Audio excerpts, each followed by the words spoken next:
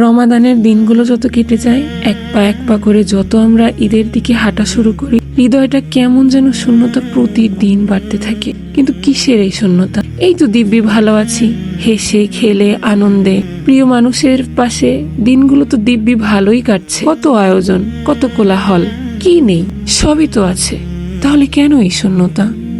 শূন্যতা যার কখনো পূর্ণ হবে না, সেই সময়গুলোর শূন্যতা, যার কখনো ফিরে আসবে না, সেই প্রিয় মানুষগুলোর শূন্যতা, যাদেরকে আর কোনো কিছুর বিনিময়ে সচক্ষে আর দেখতে পারবো না।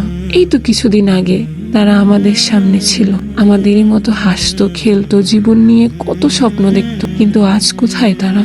এই নদী তো এখনো বয়ে চলছে, বাতাস বইছে, সূর্য উঠছে ডুবছে, ফুলেরা ফুটছে ঝরছে, পাখিরা ডাকছে, সবই তো ঠিক আছে। কিন্তু তারা, যারা আমাদেরকে হাত ধরে দেখিয়েছিল, শিখিয়েছিল কোনটা পাখি, কোনটা ফুল, কোনটা সূর্য, যারা শিখিয়ে গেল, তারা আজ কোথায়?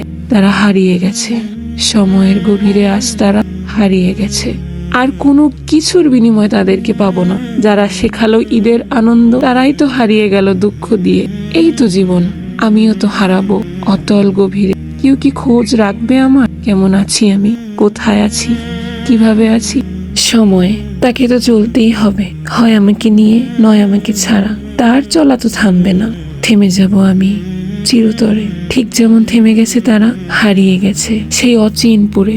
আজ বড্ড দেখতে ইচ্ছে করে, মনে পড়ে আমার শৈশব, আমার প্রিয় মানুষ। এবার ঈদে কি আর তোমার মুখে ঈদ মোবারক শুনবো না?